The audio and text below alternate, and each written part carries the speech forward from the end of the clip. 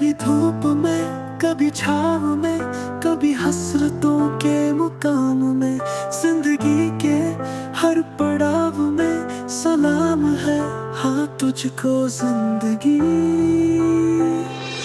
सलाम है जिंदगी, हाँ तुझको जिंदगी।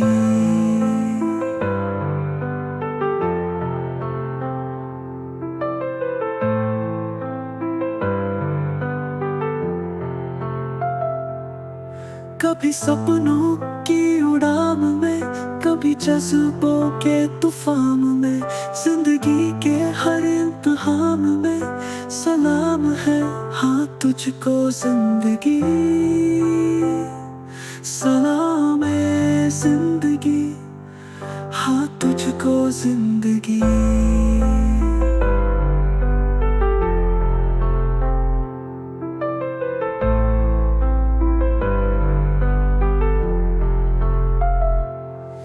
कभी खुशियों की बहार में, कभी गमों के इजहार में, हर मोड़ पे हर राह पे सलाम है हाँ तुझको जिंदगी। सलाम है जिंदगी, हाँ तुझको जिंदगी।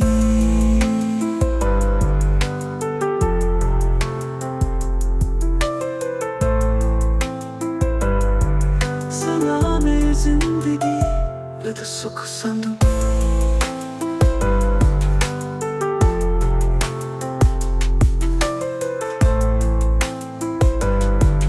This week the guest is Arvind Abbas.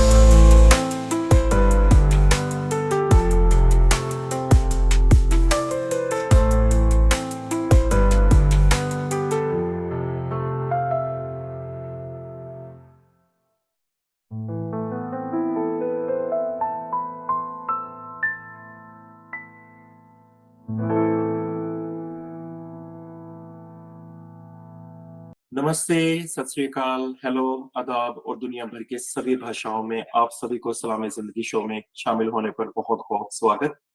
यह शो आपके लिए है जीवन के हर रंग, हर संघर्ष को लेकर। यहाँ हम आपके साथ मिलकर उन लोगों की कहानियाँ साझा करते हैं जिन्होंने जीवन की चुनौतियों का डटकर सामना किया और सफलता की नई ऊंचाइयां हासिल की।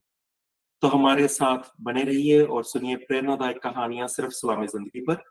प्रिय दर्शकों और श्रोताओं, आज हम आपको एक प्रतिभाशाली अभिनेता, निर्देशक और मॉडल प्रवीण दबास के बारे में बताने जा रहे हैं। प्रवीण दबास ने अपने करियर की शुरुआत 1999 में फिल्म दिल लगी से की और तब से उन्होंने हिंदी और अंग्रेजी दोनों भाषाओं में कई फिल्मों में अभिनय किया है। उनकी सबसे महत्वपूर्ण फिल्मों में से एक है मीरा नायर की मॉनसून वेडिंग, जिसमें उन्हें व्यापक पहचान दिलाई। इसके बाद उन्होंने खोसला का घोंसला, मैंने गांधी को नहीं मारा, द वर्ल्ड अनसीन जैसी कई फिल्मों में अपने अद्भुत अभिनय प्रतिभा का प्रदर्शन किया। उन्होंने तमिल और तेलुगु फिल्मों में भी काम किया है। अभिनय के अलावा प्रवीण जी ने सही दंदे गलत बंदे फिल्म का निर्देशन भी किया, जिसके लिए उन्हें मैक्सिको अंतर्राष्ट्रीय फिल्म महोत्सव में ब्रॉन्ज पाम अवार्ड से सम्मानित किया गया। हाल ही में उन्होंने प्रो पंजा लीग टूर्नामेंट की शुरुआत की है, जो खेल के क्षेत्र में उनकी रुचि और योगदान को दर्शाता है। हम मानते हैं कि इस लीग को लोकप्रिय बनाने में उनकी बहुत बड़ी महत्वपूर्ण भूमिका रही है। प्रवीण जी का जीवन एक समर्पित कलाकार और खिलाड़ी की भावना का प्रतीक है, चाहे वह भारतीय सिनेमा में हो अपने योगदान को लेकर या फिर खेल के क्षेत्र में नई पहल के द्वारा। वह हमेशा कुछ नया, कुछ रचनात्मक के लिए हमेशा प्रयासरत रहते हैं। प्रवीण जी, आपका बहुत-बहुत स्वागत है सलाम ज़िंदगी में। Thank you so much. बहुत अच्छा लग रहा है आपसे बात करके और आपके ज़रिए इतने सारे इंडियन फ़िल्म फैन्स जो ऑस्ट्रेलिया में हैं और उनसे भी बात करके। तो थैंक यू सो शुक्रिया, much. Thank you so much for having me. तो प्रवीण जी, जो पहला प्रश्न आपके लिए तैयार किया है वो है कि आपकी फ़िल्म यात्रा की शुरुआत 1999 में दिल लगी से हुई। तब से अब तक के सफ़र के बारे में थोड़ा-सा हमें बताइए और ये भी बताइए कि किन चुनौतियों का आपने सामना किया? और जर्नी तो ऑफ कोर्स बहुत इंटरेस्टिंग रही है अभी तक। फ़िल्म्स मैंने काफ़ी सारी की हैं और सबसे बड़े-बड़े डायरेक्टर्स के साथ भी काम किया है, नए डायरेक्टर्स के साथ भी काम किया है ओटीटी में भी अभी कई बड़े-बड़े शोज़ कर चुका हूँ। अभी एक बाहर भी एक फ़िल्म करके आया हूँ अनुपम खेर जी के साथ जो अमेरिका में शूट हुआ द रूम करके। तो अभी भी जर्नी बहुत इंटरेस्टिंग है और आप देखिए जो जब मैंने शुरू किया और तब से अब काफ़ी अलग-अलग चीज़ें हम देख चुके हैं। फ़िल्म से पहले भी हमने म्यूज़िक वीडियो में शुरू किया था जब म्यूज़िक वीडियोज़ का बहुत अच्छा बड़ा दौर चल रहा था। नुसरत जी का पियारे पियारे बहुत बड़ी हिट हुई थी और ऑफ कोर्स फिर दिल्लगी के साथ शुरुआत किया। असली जो फ़ेम है वो मॉनसून वेडिंग के साथ देखा जो एक उस वक़्त यू कैन से एक offbeat type of film जो बन रही थी, लेकिन उसका दिल बहुत बड़ा था और बहुत ही प्योर था इमोशन। तो उसने कनेक्ट किया ऑडियंस के साथ दुनिया भर। तो दुनिया भर में बहुत बड़ा वो हिट था ऑफ कोर्स और उसके बाद भी कई सारी फ़िल्म्स अलग-अलग किस्म की फ़िल्म्स की मैंने कमर्शियल भी ऑफ बीट की। ऑफ बीट मैं यूजुअली ऑफ बीट नहीं बोलता लेकिन लोगों के समझने के लिए क्यों मेरे हिसाब से फ़िल्म फ़िल्म होता है, राइट? और आप देखिए कई जो थोड़े से जो अलग फ़िल्म्स अगर मैं बोलूँगा, जैसे मानसून वेडिंग भी एक अलग टाइप का फ़िल्म थी, कोस्टा कोसा भी अलग टाइप का फ़िल्म थी, लेकिन ये भी बहुत बड़ी हिट्स हुई। उसके अलावा of course Ragini MMS part 2 my name is Khan ऐसे काफ़ी बड़े फ़िल्म्स में भी काम किया और ओटीटी में भी मैंने हॉस्टेजेस जो हॉटस्टार पे आया उसमें शुरू किया, बहुत बड़ा हिट हुआ। और फिर मैंने ज़ी5 पे एक ओटीटी की फ़िल्म की अक्षय खन्ना के साथ जो अक्षरधाम मंदिर के ऊपर जो अटैक हुआ था, तो स्टेट सीएज उसके ऊपर नाम था उसका नाम था।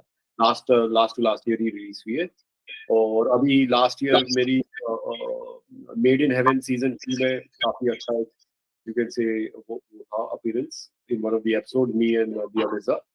And I also have very big show coming out on Amazon called Unseen, which is a psychological horror drama.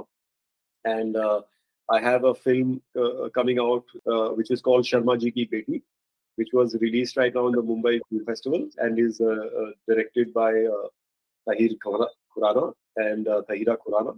And एक और फिल्म मेरी द रूम करके आ रही है जो अभी फिल्म फेस्टिवल्स के राउंड्स करना शुरू करेगी अमेरिका में and it's also directed by a very talented new director Sikandar Sidhu and it has me and Mr. Anupam Kher in it and तो जैसे आप देख रहे हैं काफी बिजी रहते हैं ऑफ कोर्स फिल्म की जर्नी हमेशा इंटरेस्टिंग रही है चैलेंजेस देखिए इसमें शुरुआत में भी लोग मेरे से पूछते थे कि आपका स्ट्रगल कैसे रहा तो मैं यही बोलता हूँ कि मैंने भी कभी भी उसको एज अ स्ट्रगल नहीं माना क्योंकि मुझे जो स्ट्रगल शब्द है वही एक नेगेटिव लगता है और मुझे तो वो जो दौरान था वो एक्चुअली बहुत पॉजिटिव लगता था क्योंकि उस वक्त कुछ नहीं था तो रास्ता सिर्फ एक था ऊपर की तरफ करेक्ट तो इसलिए वो जब टाइम आपके पास कुछ नहीं होता और प्रेशर नहीं होता तो वो बड़ा अच्छा एक समय होता है अगर आप उसको ठीक तरह से लें उसके बाद भी मेरा हमेशा जो फिलॉसफी रहा है वो यही रहा है कि जब आप किसी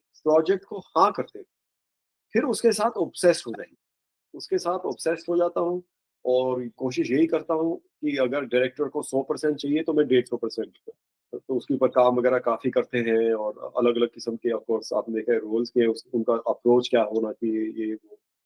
तो जो चैलेंज रहा है वो ऑफ कोर्स रोल्स को अप्रोच करने में रहा है कि उस पे कैसे काम करना है, कैसे भी और डायरेक्टर साहब के साथ कैसा वो है, बाकी को-स्टार्स के साथ So, but I've been very fortunate, like I said, I've had a very different kind of journey and done all kinds of very interesting films, and still, of course, doing very interesting roles. I think you're going to really like the Unseen, जो Amazon का show है, वो जो आ रहा है, वो बहुत सबको पसंद आएगा.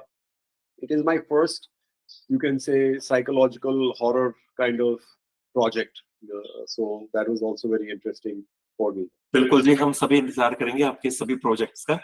आप मीरा नायर की जो मॉनसून वेडिंग की, वो बहुत महत्वपूर्ण फ़िल्म मानी जाती है आपके करियर की। तो उस फ़िल्म में काम करने का आपका अनुभव कैसे रहा? और आपके करियर को कैसे प्रभावित किया इस फ़िल्म ने? एक बहुत ही अमेजिंग एक्सपीरियंस था ऑफ कोर्स क्योंकि उसमें कुछ नए लोग थे, कुछ ऑफ कोर्स काफ़ी एक्सपीरियंस्ड एक्टर्स थे जैसे नसीर सिंह जी और लिलित दुबे, कुलभूषण खरबंदा जी काफ़ी एक्सपीरियंस लोग थे। मैं, रणदीप और शेफाली भी उस वक़्त थोड़ी-सी नई ही थी और नेहा दुबे, ये सब हम लोग नए थे और बहुत ही इंटरेस्टिंग प्रोजेक्ट था। इसके लिए हमने 2 हफ्ते पहले रिहर्सल किया। तो सब साथ में रहे और रिहर्सल किया, योगा भी करते थे, ऑडियो सीन्स भी करते थे। तो ये एक बहुत अच्छा प्रोसेस था जिसमें हमें हमेशा बिलीव करता ही था। क्योंकि यूजुअली इंडियन सिनेमा में उस वक़्त नहीं होता था तब तक। और ये बहुत अच्छा प्रोसेस था क्योंकि जब तक हमने शुरुआत की तो सबको मालूम था कि हम फ़िल्म को और रोल्स को कैसे अप्रोच करते हैं। तो it was a very good learning experience also कि आप कम पैसे में कितना बड़ा हिट भी बना सकते हैं। क्योंकि तब तक एक यही सोच थी कि और इसको भी एक कमर्शियल फ़िल्म जैसे ही देखा गया क्योंकि शादी के ऊपर, करेक्ट? और आपको तो मालूम है हमारे ऑडियंस को शादी की फ़िल्म्स कितनी पसंद आती हैं। और इस फ़िल्म ने मेरे ख़्याल से अब्रॉड भी इंडियन कल्चर को एक अच्छे तरीके से, बाहर बहुत अच्छे तरीके से इंडियन कल्चर को फैलाया कि हम भी बाकी देशों से इतने अलग नहीं है, करेक्ट? और एक इंडियन शादी में जो एक शौक है कि यार इंडियन शादी में बड़ा मजा आता है, वो मॉनसून वेडिंग से शुरू हुआ ये फिल्म से। End of course because of that film एक मेरा वो कॉलिंग कार्ड बन गया क्योंकि दुनिया भर में सब उसको जानते थे। ये है नहीं है कि एक कोई ऐसी फिल्म है जो सिर्फ भारत में चली हो या ये वो, तो वो एक ऐसी फिल्म तो जो दुनिया भर में लोग जानते थे। बिल्कुल जी, बिल्कुल। आपने खोसला का घोंसला में चिरंजी लाल खोसला की भूमिका की, जिसको काफ़ी सराहा गया। तो इस किरदार को निभाने के लिए जो तैयारी की थी, उसमें आपने कैसे बेसिकली क्या तैयारी की और एक कलाकार के रूप में आपको ये भूमिका जो थी वो कितनी महत्वपूर्ण लगी? जो चेरी खोसला का किरदार था वो बहुत ही मुश्किल था। क्यों? क्योंकि आप बाकी किरदारों को देखिए उनमें थोड़ा-सा ह्यूमर था काफ़ी और वो वन लाइनर्स उनके पास थे। लेकिन ये एक ऐसा रोल था जो इंट्रोवर्ट था, ज़्यादा बोलता नहीं था, मिसअंडरस्टूड था, कम्युनिकेट नहीं कर पाता था ठीक से अपनी गर्लफ्रेंड के साथ। वो जो इसकी गर्लफ्रेंड है व्हिच वाज़ प्लेड बाय तारा शर्मा, वो भी फ्रस्ट्रेट हो जाती है कि ये बंदा कैसा है कि ठीक से बात भी नहीं कर पाता है। So it was not an easy role to approach. And the जो डायरेक्टर थे फर्स्ट टाइम उस टाइम दिवाकर बैनर्जी, उनका सबसे बड़ा डर ये था कि लोग इस किरदार को पसंद नहीं करेंगे इन वजहों से क्योंकि फैमिली को भी छोड़ के जा रहा था, जो प्रॉब्लम है ये वो, और बाप के साथ बनती नहीं थी, तो थोड़ा मिसअंडरस्टूड था जो यूजुअल कई बार होता है बाप बेटे के बीच में। तो वो इस किस्म का रोल था जो जैसे मैंने आपको बताया गर्लफ्रेंड के साथ भी एक ऐसा वो नहीं था कि बहुत ही बॉलीवुड टाइप रोमांस, एक अलग से एक थोड़ा-सा अनकही टाइप ऑफ प्यार था। तो इसको कैसे, because but at the same time he was the lead role, you know हर हर चीज़ देखिए तो वही इर्द-गिर्द वो उसी के इर्द-गिर्द चल रहा था। वही उसने सब कुछ इकट्ठा करके किया। तो इस किरदार को कैसे while remaining true to his character, ये नहीं है कि एकदम से इसको हीरोइक बना देना या कुछ ऐसा। इसको कैसे इसको बैलेंस करके लेकिन फिर भी लोग इसको यू कैन से समझें। मैं पसंद करना नहीं बोल रहा हूँ कि पसंद करें, बिकॉज़ अगर आप चाहते हैं कि लो लो ऑडियंस आपको पसंद करे, फिर थोड़ा-सा आप अलग सोच में चले जाते हैं। लोग इसको समझें। और एक सीन था जिसमें और हमेशा you have to stay in the, कुछ ऐसा प्री प्लान नहीं था। कई बार आप प्रैक्टिस करते हैं लेकिन उस वक़्त भी जो हो रहा है उससे रिएक्ट करते हैं। तो एक सीन में जब मेरा और अनुपम जी का झगड़ा हो रहा है जिसमें मैं उनको बोलता हूँ कि मैं अमेरिका जा रहा हूँ, करेक्ट? मैं जा रहा हूँ अमेरिका। वो हैरान होते हैं थोड़े-से और वो सीन के एंड में थोड़े-से गिर जाते हैं ऑलमोस्ट, और मैं इतना झगड़े के बावजूद भी मैं उनको पकड़ने के लिए आगे बढ़ता हूँ। तो वो फिर वो सीन खत्म हुआ, उन्होंने बोला नहीं और फिर वो निकल जाते हैं और जब सीन खत्म हुआ, तो दिवाकर मेरे पास आके बोले कि जो ये आपका एक जो मोशन था अपने फादर को बचाने का, पकड़ने का, इस एक मोशन से आपका किरदार का जो मैं चाहता था कि थोड़ी सिम्पैथी मिले और ऑडियंस समझे, ये इसी एक एक्शन से पूरा वो सक्सेसफुल हो जाएगा। हालाँकि मैंने वही मैं बता रहा हूँ, ये मैंने प्लान नहीं किया था। तो लेकिन हर चीज़ प्लान नहीं की जाती। कई चीज़ें आपको सीन के लिए रखना पड़ता है और बाकी एक्टर्स भी क्या कर रहे हैं, उनके साथ रिएक्ट करना पड़ता है। 2011 में आपकी जो पहली फ़िल्म जिसका आपने निर्देशन के रूप में आप लेकर आए, सही धंधे गलत बंदे, एक निर्देशक के रूप में यह पहला अनुभव आपका कैसा रहा और आपने निर्देशक की दुनिया में कदम रखने के लिए इस फ़िल्म को कैसे चुना?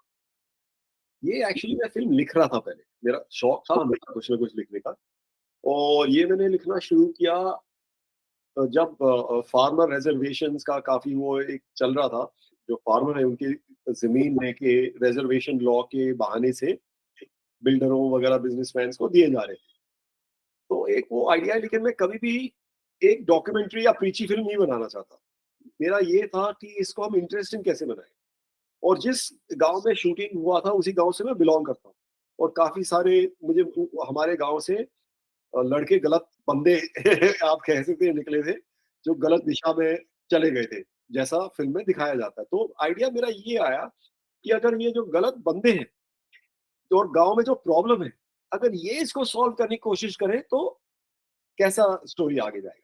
तो उस सोच के साथ मैंने वो कहानी लिखनी शुरू की और जब मैं लिख रहा था, तो मेरे समझ में ये आया कि इस कहानी को मेरे अलावा कोई समझ नहीं पाएगा और डायरेक्ट नहीं कर पाएगा। तो इसलिए मैंने फिर वो डायरेक्ट भी किया। इसी फ़िल्म को मेक्सिको इंटरनेशनल फ़िल्म फेस्टिवल में ब्रोंज़ पाम अवार्ड मिला। तो एक निर्देशक के रूप में इस तरह की एक अंतर्राष्ट्रीय मान्यता पाना आपके लिए कैसे क्या मायना रखता है? देखिए ऑफ कोर्स अप्रिशिएशन हमेशा अच्छी लगती है, चाहे वो जो हॉल में बैठे हुए तालियाँ बजाते हैं, चाहे एक अवार्ड के थ्रू एक जो कलाकार होता है, उसको असली अप्रिसिएशन हमेशा अच्छा लगता है कि उसके काम को सराहा गया। तो ऑफ कोर्स बहुत अच्छा लगा कि इंटरनेशनल अवार्ड्स में भी मुझे इतना अच्छा यू कैन से प्रशंसा मिली, तो बहुत अच्छा लगा। आपने हिंदी और अंग्रेजी दोनों भाषाओं में काम किया है। आप इन दोनों भाषाओं के अंदर जो आपने काम किया उसके अंदर क्या अंतर महसूस करते हैं? और विभिन्न भाषाओं और सांस्कृतिक पृष्ठभूमि के दर्शकों तक पहुँचने के लिए किन बातों का ध्यान ध्यान आप रखते हैं? मैं एक्चुअली सिनेमा में भाषा का कोई फ़र्क नहीं समझता। क्योंकि फ़र्क यही है कि जो किरदार है वो किस स्थिति में बड़ा हुआ है और उसके सर्कमस्टांसेस क्या हैं। ऑफ़ कोर्स अगर अमेरिका में पला बड़ा होगा तो अलग बंदा होगा। हिंदुस्तान में पला बड़ा होगा तो बंदा अलग होगा। चाहे वो भाषा तो अलग है ही, लेकिन उसका एक्चुअली भाषा से लेना-देना कुछ नहीं। उसका परवरिश है कि वो बड़ा कैसे हुआ, किस सर्कमस्टांसेस में है, ब्ला, ब्ला, ब्ला। तो फिर जब आप किरदार को अप्रोच कर रहे हैं, तो उसका अपब्रिंगिंग कैसा था, सर्कमस्टांसेस कैसे थे, वो आप देख रहे हैं, उसकी भाषा नहीं। भाषा तो एक यू कैन से कम्युनिकेट करने का एक ज़रिया है बस। So the language actually has never mattered. ये अलग बात है कि मैं हमेशा बड़े होते हुए हिंदी, इंग्लिश दोनों बोलता था क्योंकि मैं 10 साल कनाडा में भी बड़ा हुआ, 3 साल से 13 साल तक।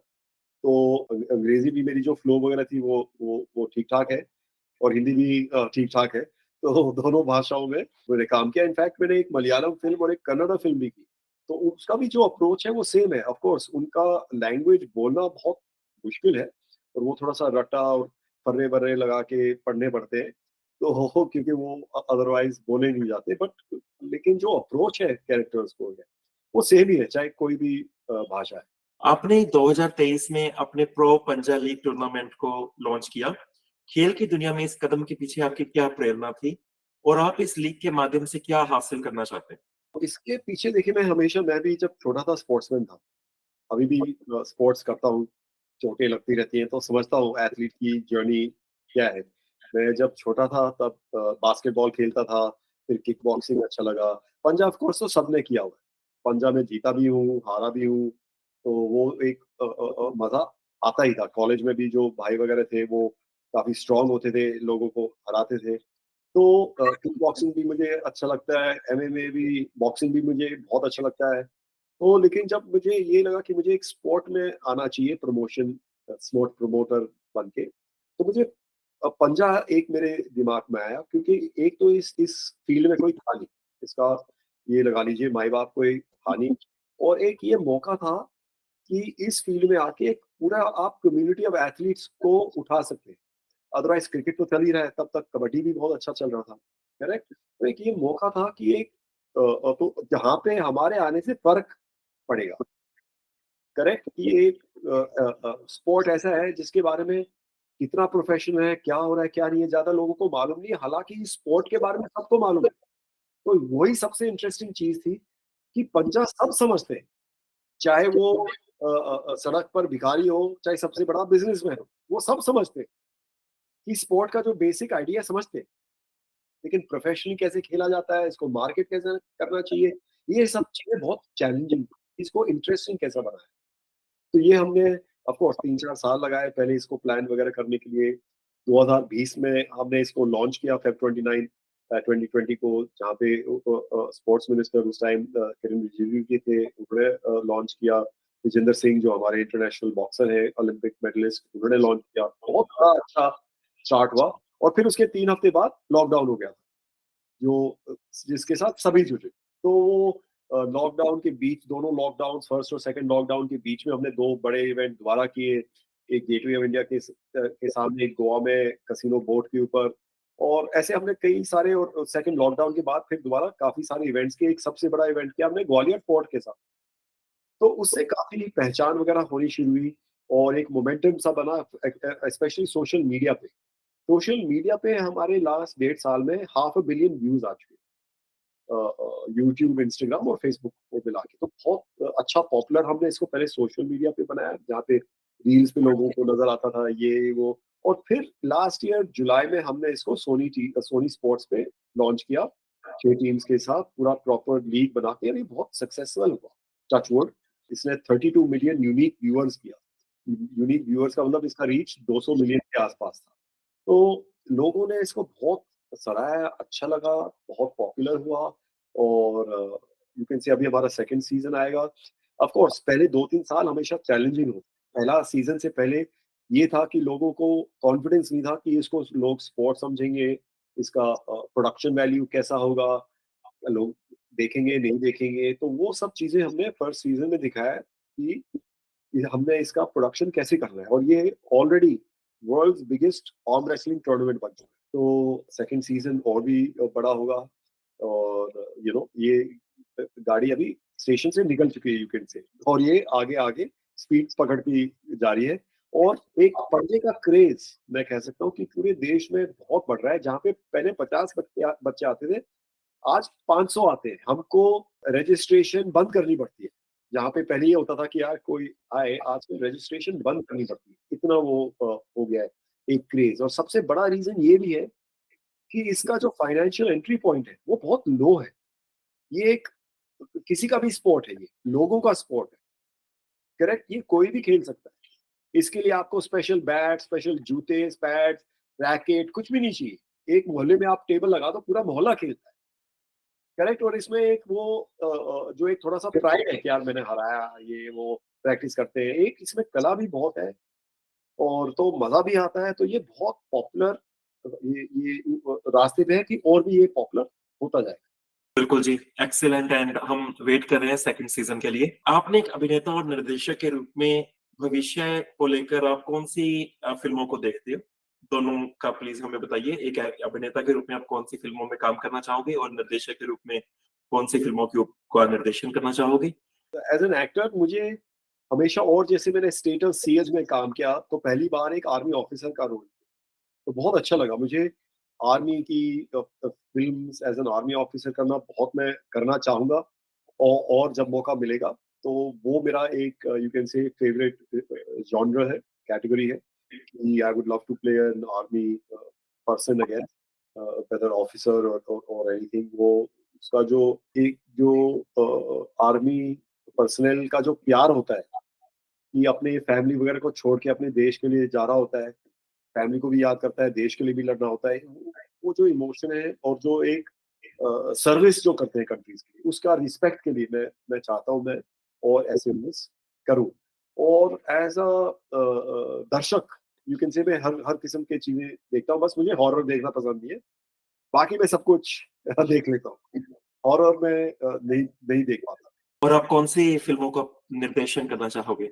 कई अलग अलग चीजें हैं जो प्लानिंग उसमें है। कुछ तो मेरा एक वाइल्ड लाइफ के प्रति प्यार है, और एक्शन कॉमेडी मुझे बहुत अच्छा लगता है।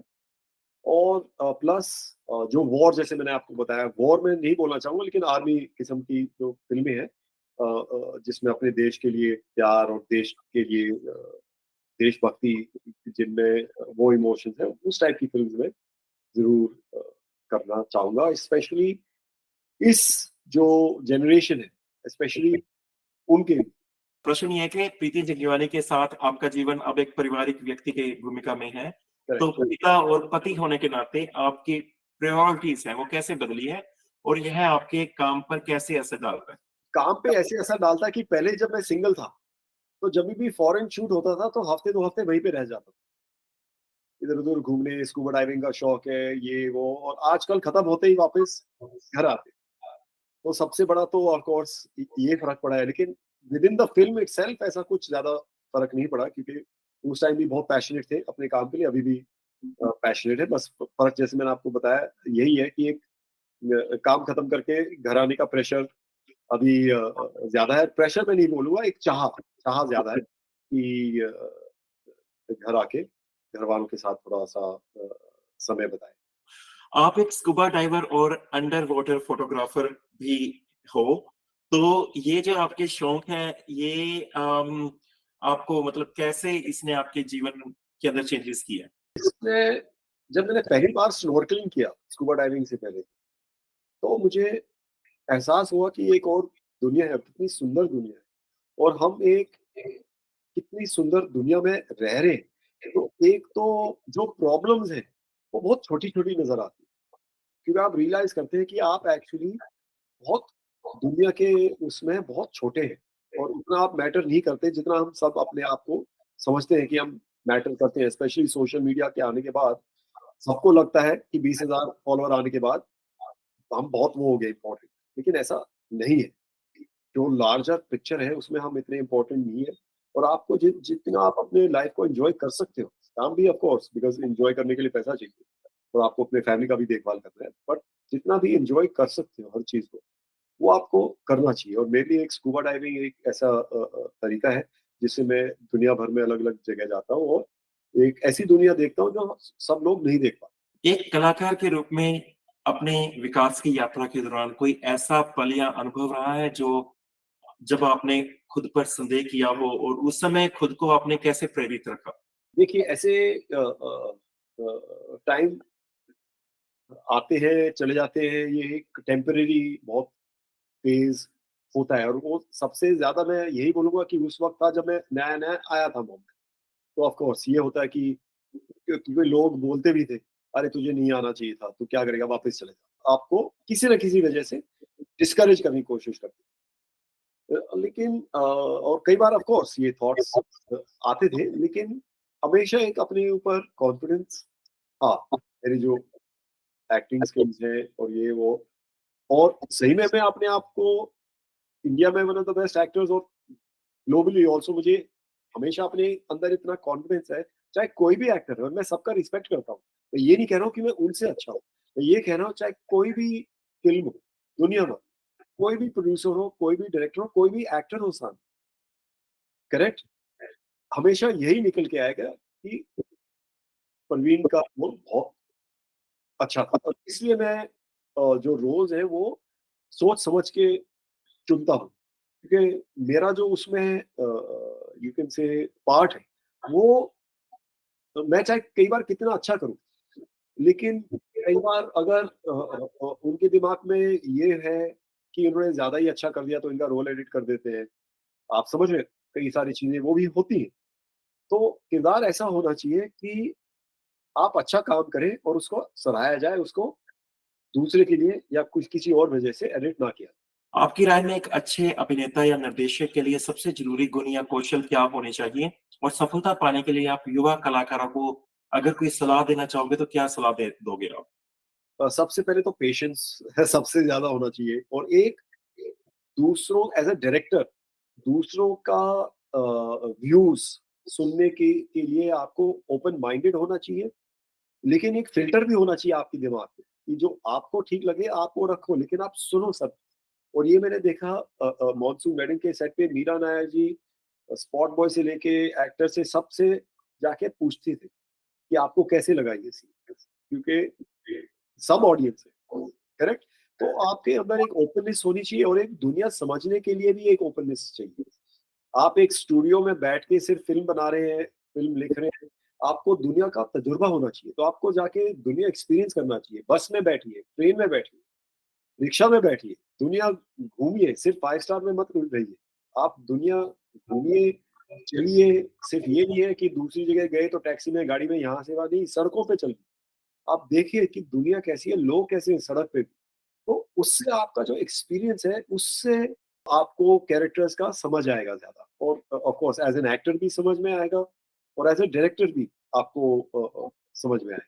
एक अभिनेता और निर्देशक होने के नाते क्या आपको लगता है कि भारतीय सिनेमा के लिए यह समय एक रोमांचक समय है? आप इस उद्योग में किस तरह के बदलाव देखना चाहते हो? मैं ये बोलूँगा कि भारतीय सिनेमा के लिए बहुत टाइम से बहुत अच्छा समय है। वो फ़िल्म के ऊपर डिपेंड करता है कि फ़िल्म अच्छी है या नहीं। आप देखिए बहुत सालों से हमारी फ़िल्में सत्यजीत रे के टाइम से उनकी प्रशंसा की गई है। तो वो तो फ़िल्म के ऊपर डिपेंड है और अभी ये मैं बोलूँगा कि मौका और आ गया है कि आप अलग-अलग किस्म के फ़िल्म्स बनाएँ, बड़ी-बड़ी फ़िल्म जो हैं वो अ, सिनेमा हॉल में देखी जाती हैं। ये थोड़ी-सी अलग फ़िल्म्स हैं, अगर अच्छी है तो ओटीटी पे भी उठाई जाएँगी, देखी जाएँगी, लोग उनको पसंद करेंगे। कई बार फ़िल्में जो सिनेमा हॉल में नहीं चलती, वो ओटीटी पे लोग उसको पसंद कर लेते हैं, किसी भी जिस भी वजह से। तो अभी मौका अपॉर्च्युनिटीज़ बहुत है, लेकिन चैलेंजेज़ भी वही है, क्योंकि एक फ़िल्म बनाने का चैलेंज हमेशा सेम ही रहा है। ये आपका स्टोरी, आपकी कास्टिंग, आपका म्यूज़िक वगैरह ब्ला-ब्ला-ब्ला जो भी है, जो फ़िल्म का जो बेसिकली वो है, वो चेंज नहीं हुआ है। चैलेंजिंग और इसलिए हुआ है क्योंकि लोगों के पास वैरायटी और चॉइसें और हो गई। तो अगर आपको उनको सिनेमा हॉल में खींचना है तो एक अच्छी अच्छी वजह होनी चाहिए उनको खींचने के लिए। अगर आप चाहते हैं कि वो ओटीटी पे नेटफ्लिक्स या अमेज़न या ज़ी5 या किसी और हॉटस्टार वगैरह पे आपकी फ़िल्म देखें और दूसरे चैनल पे ना जाएँ, तो उतनी अच्छी होनी चाहिए कि लोग चैनल ना चेंज करें। और प्रो पंजा को भी हमने ऐसे ही अप्रोच किया कि हमारा जो चैलेंज है, वो सिर्फ़ ये नहीं है कि एक स्पोर्ट को आगे दिखाना, ये भी चैलेंज है कि टीवी पे आ रहा है, तो लोग चैनल ना चेंज करें, तो वो एंटरटेनिंग भी होना चाहिए। तो वो एंटरटेनमेंट जो फैक्टर है कि लोगों को देखते हुए मज़ा आए, चाहे जो भी है, चाहे रोएँ, हँसे, डरें, जो भी है। तो वो एक जो एंटरटेनमेंट फैक्टर है, वो हमेशा होना चाहिए। आपने अपने जीवन और करियर में कई उतार-चढ़ाव देखे हैं। अब तक की इस यात्रा में सबसे महत्वपूर्ण सीख या अनुभव आपको क्या मिला है? तो सबसे महत्वपूर्ण सीख यही मिला है जो मैं यंगर जनरेशन को भी बोलना चाहूँगा जो आपने पूछा था, उसका जवाब मैंने नहीं दिया अभी, कि पेशेंस और परसेवरेंस भी ज़रूरी है, लेकिन आपको अपने कला को खुद समझने भी एक ऑब्जेक्टिवली, सब्जेक्टिवली भी समझना चाहिए कि क्या आप इतने अच्छे हैं या नहीं? और अगर आपको लगता है तो आपको लगे रहना चाहिए कि कब कब क्या मौका आ जाए। आपने देखे कितने सारे एक्टर्स हैं जिनकी काफ़ी सालों की मेहनत के बाद उनको एक एक्चुअल प्रशंसा मिली। करेक्ट और वो कई बार चांस होता है, टाइमिंग होता है, चांस होता है, लक होता है, कई सारी चीज़ें हैं। लेकिन मैं एक यही बोलूँगा स्पेशली यंगर जनरेशन को कि रिलेशंस अच्छे बनाइए सबके साथ। एक कैरेक्टर अपना अच्छा रखिए, सबके साथ पोलाइटली बात कीजिए और अपने ऊपर मेहनत कीजिए। डोंट बी लेज़ी अपने ऊपर मेहनत कीजिए, लेकिन अपने माँ-बाप का पैसा भी मत वेस्ट करना कि यहाँ पे अगर 2-3 साल हो और कुछ नहीं हो रहा है, तो थोड़ा ये भी समझ होना चाहिए कि क्या आपके अंदर वो कला है या नहीं है। आपके जीवन में कौन से लोग या अनुभव हैं जिन्होंने आपको एक कलाकार और व्यक्ति के रूप में सबसे ज़्यादा अधिक प्रभावित किया है? एक्टर्स तो ऑफ कोर्स काफ़ी हैं, हम बड़े हुए अमिताभ बच्चन जी के फ़िल्म देखते हुए और अभी भी मैं उनको सबसे मोस्ट अमेजिंग एक्टर मानता हूँ। जिन्होंने हर किस्म की जो फ़िल्म्स की हैं, स्पेशली जो उनका 70s और 80s का दौर था, जो उस उस टाइम जो उन्होंने जिस टाइप की अलग-अलग फ़िल्म्स की हैं, चाहे वो शोले हो, चाहे नमक हलाल हो, इतने अलग-अलग फ़िल्म्स, एक कॉमेडी, एक एक्शन ड्रामा, अलग-अलग फ़िल्म्स हैं और इतना उन्होंने अपने आप को एज़ अ कैरेक्टर लेके आए, सिर्फ़ एक हीरोइक कैरेक्टर नहीं, एक कैरेक्टर। तो वो एक उनके से मेरे फ़ेवरेट एक्टर्स हमेशा रहे हैं, स्पेशली उस दौरान के फ़िल्म्स। मार्लन ब्रैंडो मुझे बहुत अच्छे लगते थे। नसीर सर का जो काम है वो हमेशा अमेज़िंग होता है। ओम पुरी जी का काम बहुत अच्छा लगता था। तो इंडियन एक्टर्स बहुत हैं, दिलीप कुमार जी, बहुत ऐसे जिन्होंने बहुत अमेज़िंग काम किया और अभी आप लेटेस्ट जो जनरेशन है, वो भी देखिए बहुत अच्छा काम कर रहे हैं। वरुण धवन की मुझे काफ़ी अच्छी फ़िल्म्स लगती हैं, मुझे बहुत अच्छे एज़ एन एक्टर भी लगते हैं, अलग-अलग किस्म के फ़िल्म्स करते रहते हैं। विकी कौशल भी बहुत अच्छे एक्टर हैं। तो जो यंगर जनरेशन भी जो है, जो मेहनत कर रही है काफ़ी और उनमें बहुत टैलेंट है और बहुत अच्छे एक्टर्स हैं। ऐसा नहीं है कि सिर्फ पहले के लोग अच्छे थे और आजकल अच्छे एक्टर नहीं निकल रहे हैं। आज भी बहुत अच्छे-अच्छे एक्टर्स निकल के आ रहे हैं। राजकुमार राव, बहुत ऐसे आयुष्मान खुराना, बहुत अच्छे-अच्छे एक्टर्स हैं और जिनको बॉक्स ऑफिस सक्सेस भी मिल रहा है। तो बहुत अच्छा लगता है जब टैलेंट को बॉक्स ऑफिस सक्सेस मिलता है। तो मैं यही बोलूँगा, लेकिन आप देखिए कि ये लोग बहुत मेहनत करते हैं। लोगों को लगता है कि ग्लैमर की दुनिया है और ऐसे ही सक्सेस मिल जाता है, ऐसे सक्सेस नहीं मिलता। आपको काम करना पड़ता है, बहुत काम करना पड़ता है। जो वरुण है, वो माय नेम इज़ खान में एक असिस्टेंट डायरेक्टर भी थे, तो उनको मेहनत करते हुए मैंने देखा है। तो जब उनको सक्सेस मिलता है, तो बहुत अच्छा लगता है कि इन्होंने जो मेहनत की है, ये नहीं है कि बिना मेहनत किए हुए वो आ गए और स्टार बन गए, नहीं। उन्होंने भी बहुत मेहनत की है, सेट वगैरह पे ये हर हर चीज़ में, तो बहुत अच्छा लगता है कि जो मेहनत का फल जब मिलता है ना, तो बहुत अच्छा लगता है जब दूसरों को भी अच्छा अच्छे तरीके से मिलता इतने वर्षों के करियर के बाद भी आज भी आप उतने ही भावुक और उत्साहित हो अपने प्रोजेक्ट्स को लेकर। आप खुद को कैसे प्रेरित करते हैं? है। मुझे प्रेरित करना नहीं पड़ता, मैं हूँ ऐसा कि मेरा एक बहुत ही सिंपल फिलॉसफी है कि अगर आपका पैशन ना हो किसी चीज़ में करने का, तो उसको मत करो। मैं घर पे बैठ जाऊँगा, पराठे खा लूँगा, नेट टीवी देख लूँगा, अपने फैमिली के साथ टाइम बिता लूँगा। लेकिन अगर मैंने किसी चीज़ को हाँ की है, तो उसको मैं फुल पैशन के साथ करता हूँ और मैंने हाँ भी इसलिए की है क्योंकि मुझे लगता है कि ये चीज़ करने में मुझे चैलेंजिंग और मज़ा आएगा। अभी आप देखिए प्रो पंजाब लीग में भी इतने सारे चैलेंजेस रहे। अगर कोई और होता है मेरे ख्याल से अब तक छोड़ देता। लेकिन चैलेंजेस भी रहे, मज़ा भी आता है, सक्सेस भी मिलता है, फेलियर भी मिलता है, हर चीज़ देखनी पड़ती है। लेकिन एक मज़ा आता है कि आप कोई बहुत बड़ी चीज़ बना रहे हैं, जो एक यूनिक चीज़ है पूरी दुनिया में। और पूरी दुनिया उसको देख रही है कि आर्म रेसलिंग एक जो स्पोर्ट था, जो सबको मालूम था लेकिन किसी ने अभी तक इस विज़न से नहीं देखा और सब उसको उसकी प्रशंसा कर रहे हैं अभी। तो उस ऐसी चीज़ों में करने में बहुत सैटिस्फैक्शन मिलता है, लेकिन बहुत काम करना पड़ता है। वो मैं यही बोलूँगा कि ये आप सिर्फ़ स्पोर्ट्स या एज़ एन एक्टर भी आप लेबर हो। आपको लेबर करना पड़ता है। सुबह उठना पड़ता है, ये करना पड़ता है, एक्सरसाइज़ करनी पड़ती है, दिन-रात काम करना पड़ता है। You are not just an actor और as a sports promoter, you are a labour. और वो लेबर करने में बहुत एक प्राइड है, एक वो मिलता है बहुत सुकून कि जो आप लेबर कर रहे हो उसका एक फल मिलता है। एक कलाकार के रूप में क्या आपको लगता है कि बॉलीवुड में आने वाले बदलावों के साथ खुद को ढालना आवश्यक है? या आपको ये लगता है कि एक अभिव्यक्ति के प्रति वफ़ादार रहना चाहिए लोगों को? ऑफ़ कोर्स हमेशा आप जो हैं, आपको अपने प्रति वफ़ादार रहना चाहिए और मैं उनको भी बोलूँगा जो सोशल मीडिया पे सक्सेस पा रहे हैं कि आप जो है वो उसको मत खोइए और आप देखिए सोशल मीडिया पे सक्सेस वो लोग पा रहे हैं ज़्यादा जो खुद के वफ़ादार हैं, तो लोगों को वो चीज़ पसंद आती है। Specially as a person generally also आप हमेशा अपने वफ़ादार रहिए। देखिए कि कि आप अपने तरफ वफ़ादार हैं, इसका मतलब ये नहीं है कि आप लोगों के साथ बदतमीज़ी करें या वो करें। You have to be polite to people, you have to treat people very well, तभी आपका रिस्पेक्ट होगा। लेकिन ये नहीं है कि आपको लगता है कि सब सोशल मीडिया पे डांस कर रहे हैं, तो मुझे भी डांस करना चाहिए। करेक्ट? तो मैं तो you have to be true to yourself also. Don't die for followers and likes and this and that. Correct? जिसको पसंद करना होगा वो पसंद करेगा, जिसको नहीं पसंद करना होगा वो पसंद नहीं करेगा। सिंपल सी। बिल्कुल, और आपके अंदर वो काबिलियत भी होनी चाहिए अगर बिल्कुल, बिल्कुल, काबिलियत भी होनी चाहिए। आपकी नज़र में सफलता की क्या परिभाषा है? क्या आप मानते हो कि इस उद्योग में एक सफल और संतुष्ट करियर के लिए प्रसिद्धि और पुरस्कारों से ज़्यादा कुछ और भी है? देखिए, आपने बहुत अच्छा प्रश्न पूछा कि सक्सेस का डेफिनिशन क्या है, स्पेशली फ़िल्म वर्ल्ड, करेक्ट?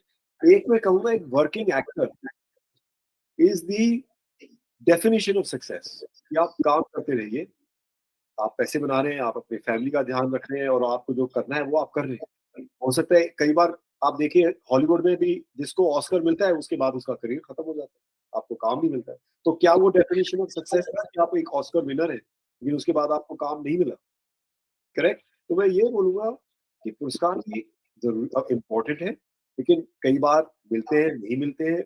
उससे ज़्यादा इम्पोर्टेंट ये है कि आप हमेशा एक वर्किंग एक्टर बने रहिए, कि आपका जो मेन पैसा है और उसके बाद जब आपका पैसा बनता है, उसको भी आप यहाँ-वहाँ स्मार्टली इन्वेस्ट कीजिए।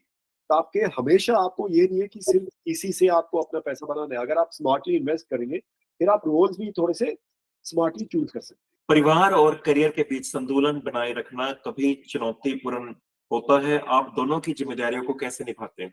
ये मैं बोलूँगा टाइम मैनेजमेंट का वो है, क्योंकि सुबह घर वालों के साथ भी टाइम बिताते हैं, ऑफ कोर्स ऑफ़िस में मैं और प्रीति साथ में काम करते हैं और कई बार ऑफ कोर्स वो शूट पे होती है, कई बार मैं शूट पे होता हूँ, तो दोनों ड्यूटीज़ बाँट लेते हैं।